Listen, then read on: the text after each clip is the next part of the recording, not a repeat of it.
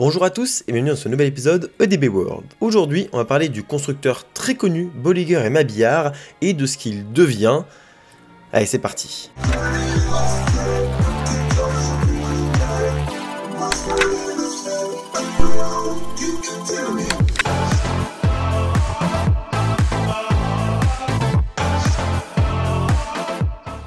Avant de commencer, je vous invite à vous abonner à cette chaîne YouTube, ainsi qu'à me suivre sur mon compte Instagram, si c'est pas déjà le cas. Sachez qu'il y a peu, j'ai fait une vidéo sur mon top constructeur, donc Bolliger et Mabillard y figure bien évidemment, et si ça vous intéresse, c'est bien disponible en description et en fiche.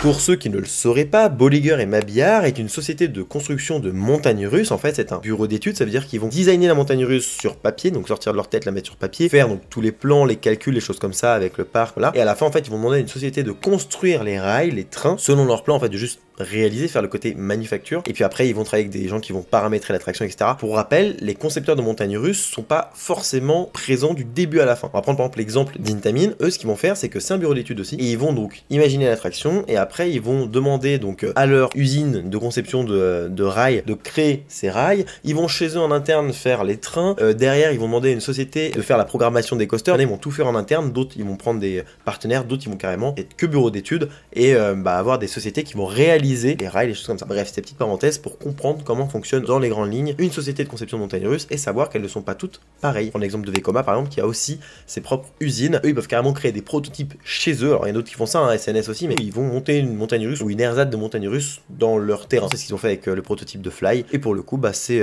à préciser également. Ce constructeur de montagne russe qu'ils appellent Bolliger et Mabillard, qu'on va abréger en BNM, est en fait l'œuvre de deux personnes, Walter Bolliger et Claude Mabillard, qui ont tous deux donc créé cette société. À l'origine, ils viennent d'une société de montagnes russes antérieure qui se nommait Giovanola. L'histoire débute réellement dans les années 90. Ils auront donc créé leur société. Ils viennent de chez Giovanola. Ils vont créer leur première montagne russe avec des rails assez particuliers. C'est ce qui les distingue des autres d'ailleurs. Des rails carrés là, avec un gros bloc au centre et au-dessus. Bref, c'est des rails très très beaux, massifs. Et donc, Giovanola avait déjà utilisé ce type de rails là et Intamin également. Il y a une mouche.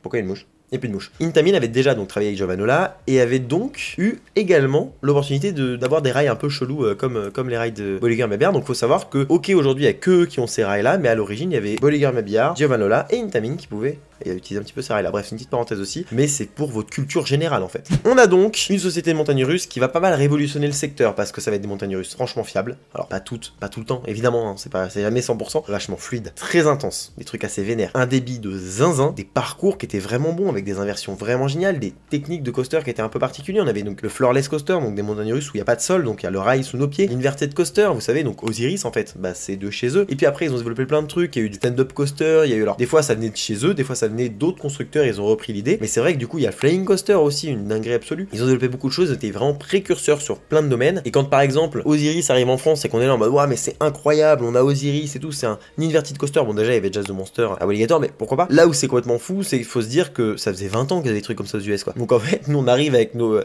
on a des montagnes russes géniales comme Osiris qui est très bien, mais du coup on est en mode on a quand même 20 ans de retard. Ce qui fait qu'en fait eux ils avaient 20 ans d'avance, c'est ça qu'il faut se dire aussi, parce que Osiris marche toujours très bien encore aujourd'hui auprès du public et dans beaucoup de parcs. Bref, hein, Osiris ou les montagnes russes du même modèle. Bolliger et Mabillard, c'est un très très bon concepteur de montagnes russes qui à l'époque a été précurseur, vraiment très bon, un peu carré dans son truc, c'est à dire que ils allaient pas chercher trop loin non plus, ils voulaient la qualité de leur machine, ça veut dire qu'ils voulaient que quand ils vendent une machine ils vendent leur nom, ils vendent leur image, ça veut dire que si la machine elle marche pas, si la machine a moindre problème, si elle est pas bonne, c'est leur nom qui en pâtit.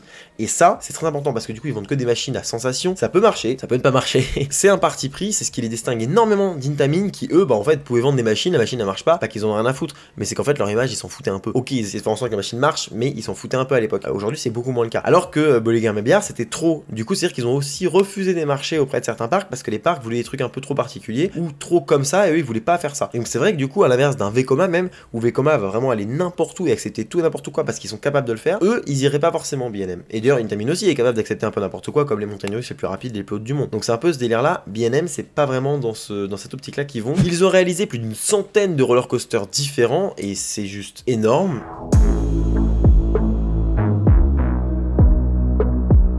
Sauf que là, donc je vous ai fait l'histoire très courte, encore une fois, mais il faut savoir qu'à un moment donné, ça n'a plus suivi. Alors en fait, les montagnes russes qui sont faites ont toujours été géniales, jusqu'aux années 2000. Moi j'ai fait donc Superman, l'attraction de Acero à Parque Warner Madrid, c'est une folie furieuse, c'est un monstre absolue. J'ai été faire Shambhala, très bonne machine. Je préfère l'attraction de Acero parce qu'elle est vraiment très bien. Shambhala, c'est une très bonne machine. C'est un exemple de montagne russe parce qu'il est vraiment, c'est une belle machine, ça tourne comme une horloge, c'est superbe. Après, évidemment, bah, on a Silver Star. Alors, niveau sensation, c'est pas des plus intéressants, mais par contre, en termes de fiabilité, de fluidité, de débit, ça marche très bien, de longévité, de voilà, il y a quand même une constante qui est pas négligeable, quoi. Et la machine reste quand même intéressante dans l'absolu. Un très gros family coaster. Je sais pas que je dis ça. On s'en fout, il y a Voltron maintenant. Voltron est génial. Bref, en fait, on continue à développer un peu des machines. On développe le Wing Coaster, avec Raptor à Gardaland. Il y a des dive machines aussi, très bonne montagne russe. On commence à en vendre certaines. Petit à petit, des parcs on commence à en acheter, certains qu'on n'avait pas. On a Efteling, par exemple, qui a acheté une petite dive sympa, mais le parcours reste simple. Là où c'est dommage, c'est qu'ils s'enterrent un petit peu dans ce qu'ils savent faire, ils se complaisent dans leurs acquis. Bah du coup, à part faire des attractions un peu plus grandes ou plus longues, ou bah très vite ils se sont mis à tourner en rond. Alors qu'ils avaient un catalogue fabuleux, ils étaient innovants au possible, bah ils ont commencé à ne plus vraiment innover, à rester dans leur délire à eux. Alors ça a très bien marché, à un moment donné ils vendaient plus beaucoup en Europe, quasiment plus, moins aux États-Unis. En fait ils vendaient surtout en Asie et en Chine. En Chine ils ont ouvert des parcs à tour de bras. Ce marché-là c'est un peu cassé la gueule. Les parcs marchent pas très bien, ils marchent mais c'est pas non plus voilà. Et du coup en plus bah ils ont investi parce qu'ils ont construit les parcs. Mais une fois que les parcs sont construits, on n'investit pas non plus tous les ans dans des montagnes russes à plusieurs dizaines de millions d'euros. Donc bah à un moment donné ils se sont dit mais attends, waouh, qu'est-ce qu'on fait? Donc moi j'ai fait le salon de l'IAPA, donc c'est un salon professionnel du loisir, donc il y a des sociétés de montagnes russes qui viennent là-bas pour s'exposer, etc. Bon bah Bolliger et Mabillard n'étaient pas en 2019. Étonnamment ils sont revenus à celui d'Europe il y a pas très longtemps parce qu'en fait ils se rendent compte que bah en Europe il y a de quoi faire. Parce qu'en fait aujourd'hui quand t'as des constructeurs comme Vekoma, comme Intamin, comme Mack qui vendent quand même régulièrement, bah derrière quand t'es Bolliger et Mabillard t'as envie de vendre aussi. Aussi on a donc l'innovation, certains me diront oui mais regarde ils ont sorti le stand-up coaster nouvelle version, le surf coaster. Oui alors oui c'est vrai ils l'ont sorti. Malheureusement le surf coaster comment vous dire, c'est un modèle volé de chez Vekoma, c'est Vekoma qui avait développé ça. Certains me diront oui mais attends Vekoma a aussi volé les prototypes de Flying Coaster. Alors oui et non, visiblement oui. La différence c'est que au niveau de la justice, ce qu'a fait Vekoma visiblement serait pas pénalisable parce que Vekoma ça a l'air de s'être beaucoup inspiré quand même, ce qui n'est pas normal. Mais eux ils ont vraiment copié visiblement beaucoup plus. Ça à voir, c'est encore en justice etc. Et je pense que ça n'aboutira pas et les deux iront en touche et seront en mode bon c'est bon calmez-vous et aucun n'aura gain de cause. Là où il y a une problématique c'est que Vekoma a contacté Bolliger Mabillard en disant bah attends c'est notre prototype, c'est ce qu'on voudrait vendre, venez au pire on fait un partenariat là-dessus et tout. Et forcément Bolliger Mabillard a dit non parce que voilà c'est Bolliger Mabillard. Donc voilà, cette vidéo elle a pas lieu de dire que c'est un mauvais constructeur ou quoi, c'est un constructeur que j'adore à la base. Mais le problème en fait c'est que ça peut mener à sa perte, tout simplement. Et ça c'est pas bon parce qu'un constructeur qui ne vend pas de coaster et qui a une image qui se dégrade un petit peu etc. Ça peut commencer à devenir pas très bon, surtout quand tu as des machines aussi chères et aussi fiables et qui en même temps ne brillent pas autant que d'autres constructeurs. Parce qu'aujourd'hui, les autres constructeurs, ils vont développer de nouvelles inversions. Aujourd'hui, il y a RMC, donc Rocky Mountain Construction, qui a développé énormément de nouvelles figures, de nouveaux enchaînements, etc. Et beaucoup de constructeurs les ont repris. Donc du Vekoma les a repris, du Intamin les a repris, du Mack les a repris. Bolliger Mabillard, vous faites quoi? Prenez le pli. Allez dans des inversions plus chiadées, plus recherchées, différentes. Faites des trucs qui vont nous... Arrêtez de faire des trucs classiques. Parce que même si ces machines sont dingues et que Bolliger Mabillard c'est un constructeur vraiment que j'affectionne, m'a toujours fait rêver, j'avais toujours eu des étoiles dans les yeux, c'est le premier constructeur que j'ai vraiment kiffé. Et encore aujourd'hui j'ai un affect énorme pour lui. Mais aujourd'hui, le problème c'est que oui, l'affect il est là, mais est-ce que la longévité de la société va arriver? Des fois je me dis en fait ils vont juste couler bêtement parce que malheureusement, et c'est là que vous allez voir, c'est pas juste parce qu'ils vendent plus trop, c'est pas juste parce qu'ils n'innovent pas plus que ça, il y a d'autres soucis qui sont visibles et qui sont pas forcément très encourageants.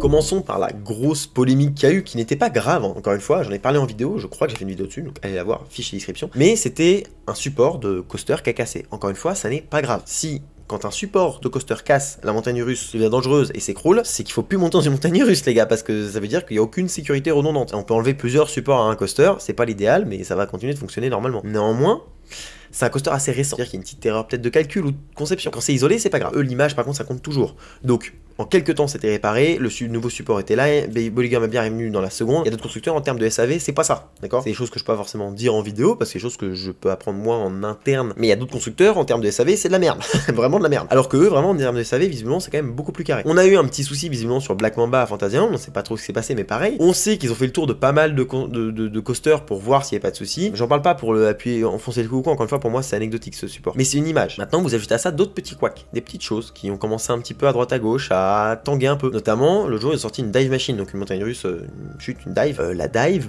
elle arrive. Et le dernier virage, il faut un taquet monumental, ce qui normalement n'aurait jamais dû arriver chez un B&M. Je ne sais pas pourquoi c'est arrivé, je sais pas pourquoi le rail est toujours là d'ailleurs, parce que les premiers tests ils auraient dû se rendre compte et dire ok on change, ils auraient dû faire ça. Ça c'est bizarre. Que B&M ne change pas ce morceau rail, c'est que ça va être fait l'année prochaine, j'en sais rien, peut-être qu'ils veulent aussi attendre, je peux comprendre, pour pas nuire à l'exploitation du coaster, mais c'est vrai que c'est étonnant. Normalement ça n'aurait jamais dû se produire chez B&M, surtout toujours les mêmes inversions, les mêmes figures, donc voilà. Ça, c'est des petits signes, pas très graves, mais c'est de la perte de qualité qui, chez un autre constructeur, c'est pas grave, hein, des virages foirés. Chez Intamin, il y a eu d'autres choses que des virages foirés. Ils ont voiré des inversions, voiré des coasters, bref, ça arrive. C'est pas grave. Mais pour Bolliger Mabillard, ça n'est pas normal. Et de laisser passer ça n'est pas normal. C'est vrai que moi, je parie sur le fait que peut-être l'année prochaine ou quoi, ils vont changer ce morceau-là. Qu'ils le fassent pas, ça m'étonnerait vraiment beaucoup. Pour moi, ça serait jamais arrivé avant. Voilà. Bolliger Mabillard vend encore. Hein. Ils sont pas du tout en galère, je pense, et j'espère. Là, on voit qu'ils ont encore vendu un Wing Coaster propulsé, trop cool, qui va ouvrir je crois l'année prochaine. Je trouve ça génial et je rêverais qu'il y ait ça Astérix. Honnêtement, un Wing Coaster propulsé ou même un Wing Coaster classique, mais je veux un Wing Coaster au parc Astérix. Et j'adore ce constructeur encore une fois. Vraiment, je tiens à le préciser. J'aimerais bien que le parc Astérix en fait aille voir Bolliger Mabillard, ils disent voilà, on veut une machine, mais on l'a fait avec vous, on l'a fait vraiment bien. C'est-à-dire que là, du coup, on va chercher le truc au maximum. Par exemple, déjà, on enlève ces harnais de merde. Parce que, pardon, mais oui, alors, le gros coaster, genre Silver Star, Shambhala, ils ont des lab bars, donc des systèmes, et encore, c'est pas les plus incroyables qui existent. Mais sinon, les coasters, ils ont tous des harnais, soit des harnais dégueulasses, des vrais harnais à l'ancienne, vous ne pouvez plus voir dans les coasters aujourd'hui, soit des harnais vestes, comme un Wing Coaster par exemple. Réinventez-vous, quoi. Réinventez-vous. Parce que ça, c'est pas normal, vous êtes à la traîne. Il y a 20 ans, c'était nickel, aujourd'hui, ça n'est plus nickel. Vous êtes plus dans l'air du temps, vous êtes un peu, ouais, vous êtes out.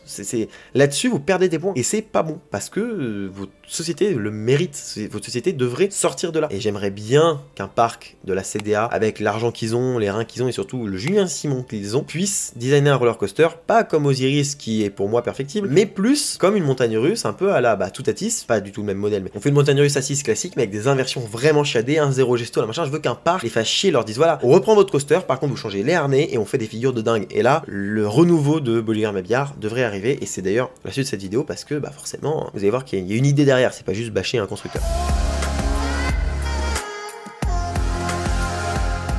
Parce que oui, quand ils avaient 20 ans d'avance, il y a 20 ans, si pendant 20 ans ils font rien de nouveau, à part les petites choses, genre ah tiens, ça y est, on fait enfin des propulsions. Alors ils faisaient des propulsions à pneus, parce qu'ils avaient fait ça sur deux montagnes russes, notamment donc Hulk et Universal. Je sais pas pourquoi ils ont pas réitéré l'exploit, notamment à plat, j'en sais rien, je sais pas pourquoi, les parcs ont peut-être pas demandé, mais en tout cas, aujourd'hui donc ils sont plus en avance, ils commencent à être en retard sur certains points, et puis surtout ils sont toujours très chers, hein, c'est une grosse société, il y a un certain entretien derrière. Alors en termes d'entretien, c'est relativement pas compliqué, ces machines elles tournent bien, c'est nickel, c'est cher.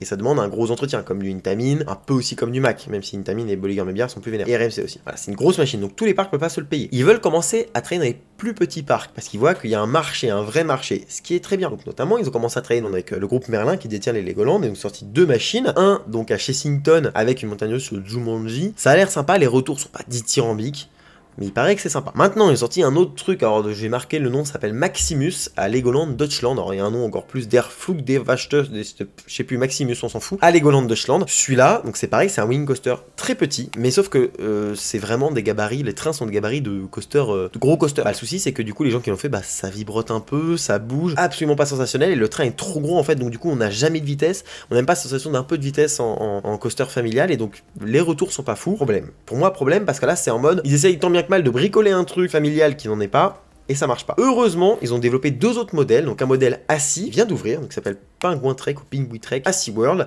et un autre, alors je sais plus dans quel parc c'est, mais c'est un inverted coaster familial, c'est pas rangé deux, c'est plus petit, plus mignon. Les premiers retours sur Penguin Trek ont l'air d'être bons, et derrière, faut réussir à concurrencer un Vekoma, un Intamin, ou d'autres constructeurs, genre Gerschler, qui sont ultra implantés, quoi. Ça reste BNM, heureusement qu'il y a SeaWorld pour leur acheter des machines à tour de bras, parce que ça les fait mourir de rire. Voilà, et je crois que d'ailleurs, sur l'inverted coaster, ils ont mis des lab bars enfin. Sur les grosses montagnes russes, ils en proposent pas, et sur leur site, il n'y a pas à ce côté-là. Pour moi, il manque cette volonté de, allez, on va de l'avant, on explose tout, et voilà. Ce besoin de renouveau est impératif. Et oui, c'est bien de passer par les petits coasters et les coasters familiales, mais c'est pas ça qui va les sauver. Moi, je pense que leur optique aujourd'hui, c'est de passer par les petits coasters familiaux, mais de pas plus innover que ça en dehors. Et du coup, de rester sur ce qu'ils ont, on vend toujours. Après, vous pouvez vous réorienter vers du familial, mais évidemment, le circuit du familial va être bloqué aussi. Et vous êtes quand même cher, donc pareil, ça va commencer peut-être à poser un peu problème. Je sais pas. J'espère que le familial va se vendre et j'espère qu'en Europe on va en avoir, que les petits parcs français vont se laisser tenter, notamment. Je sais même pas si les parcs français y pensent, parce que quand on voit la puissance qu'a Vekoma, Gerschler, etc. là-dedans, bien Bolliger Mabillard, je suis pas sûr qu'ils puissent tirer leur épingle du jeu dans ce domaine-là. On verra. En tout cas, Bolliger Mabillard, c'est une petite structure, toujours. Et j'espère qu'ils vont recruter une ou deux personnes pour faire du renouveau. Aller débaucher des gens de chez Intamin ou RMC, non, faites pas ça. Il vous faut un community manager aussi, parce qu'aujourd'hui c'est le nerf de la guerre. Les concepteurs de montagnes russes s'en sont rendus compte, il faut un bon community manager. Vekoma partage beaucoup, Intamin partage beaucoup, et ça commence de plus en plus. Ils disent ok, en fait ça marche, parce que quand les passionnés ils voient souvent des coasters, ils identifient des constructeurs, et on pourrait dire oui mais bon, les passionnés c'est pas eux qui représentent, en fait dans les parcs c'est pas eux qui vont dire si cette montagne russe elle est bien ou pas, parce qu'au final ils sont en minorité. Le plus c'est les visiteurs qui sont pas plus passionnés que ça, mais juste qui aiment bien les parcs, aller visiter en famille. Oui mais non, les passionnés d'aujourd'hui sont les futurs concepteurs de demain. Alors la phrase elle est belle. Je suis en contact avec des gens dans des parcs, j'ai une influence là-dedans, minime, je vous rassure, elle est minime. Mais des fois, des gens qui travaillent dans les parcs, qui vont me demander, tiens, bah tu penses quoi de ça ou comme machin. Mais ces parcs-là, demain, s'ils ont l'argent d'acheter une grosse montagne russe, ils peuvent potentiellement demander à des gens comme moi. Alors je dis pas qu'ils vont le faire, je dis pas que j'ai la science infuse, c'est absolument pas le cas, hein, vraiment pas. Prenez-le comme un truc de, on peut être en fait en consulting, mais moi comme plein d'autres, hein, là je prends juste mon exemple parce que bah des attractions, enfin on est sur ma chaîne quoi. On est tellement à pouvoir faire ça, tellement. Quand on voit aujourd'hui les gens qui filment dans les parcs d'attractions, qui font des vidéos pour les parcs, des vidéos promotionnelles de com, ce sont des passionnés. Ceux qui sont à la com des parcs sont des passionnés. À la direction des parcs. Quand on voit au parc Astérix Delphine Ponce, c'est quelqu'un qui connaît bien les montagnes russes quand même. Quand on voit la direction donc de Walibi Ronald, lui qui connaît bien les montagnes russes. Rodolphe Point en Futuroscope, c'est quelqu'un qui aussi a l'air d'être passionné et d'aimer au moins les parcs. Macha à Walibi Holland. Macha Walibi Holland, c'est elle qui, quand le RMC, elle s'est dit, mais attends, moi je kiffe ça, je veux un RMC dans mon parc. Et puis derrière, là, ils sont quand même en train d'en acheter 2 nouveaux. Hein. L'année prochaine, il y a 2 RMC single ride qui vont ouvrir à Walibi Holland. Ça sera le parc avec le plus de RMC au monde. Vous voyez un peu l'influence d'un ou d'une directrice dans un parc. Ça peut aller très loin, très vite. Il y a beaucoup de sociétés de conception qui l'ont compris. La com, ça va plus loin que simplement divertir 3-4 fans sur les réseaux sociaux. Ça va beaucoup plus loin que ça. J'ai plein de gens que je connais qui traînent dans la société de montagnes russes, qui traînent dans des parcs. Ça a une influence de fou. Polygar Mébiar n'en est pas conscient. Et pour moi aujourd'hui, ils vont plus vers une douce fin, donc en pente très douce, et ça va finir, plutôt que vers un renouveau. Et j'espère que le renouveau arrivera quand même, parce que là, le renouveau familial, je vous ai dit, j'y crois, mais pas trop. En même temps, pour moi, si c'est ça, mais délaisser le sensationnel, bah c'est pas Polygar Mébiar, quoi. Et c'est pas le même marché non plus, et c'est pas la même chose, donc voilà. Et puis encore aujourd'hui, avec Vekoma et Intami, ils sont tellement puissants. Et même en termes de longévité, vous pouvez jouer là-dessus, vos coasters, ils tournent comme des horloges. Il y a très peu de coasters confirmés de chez Polygar Mébiar, très peu. Et quand un coaster de chez Polygar Mébiar est à vendre en occasion, tous les parcs se l'arrachent, parce qu'ils savent très bien que c'est un très bon investissement. En tout cas, n'hésitez pas à mettre en commentaire ce que vous pensez de ça, de Polygar Mébiar. Si vous n'êtes pas du tout d'accord, vous dites non, ils sont très bien. Juste bah là ils sont un peu, mais ils sont très bien quand même. Ça faisait longtemps que j'ai envie d'en parler, donc c'est cool de l'avoir fait ici. Bref, je vous remercie d'avoir suivi cette vidéo jusqu'au bout. Je vous dis à bientôt pour un prochain épisode, soit un EDB World, soit une vidéo dans un parc. D'ici là, soyez enthousiastes. Salut.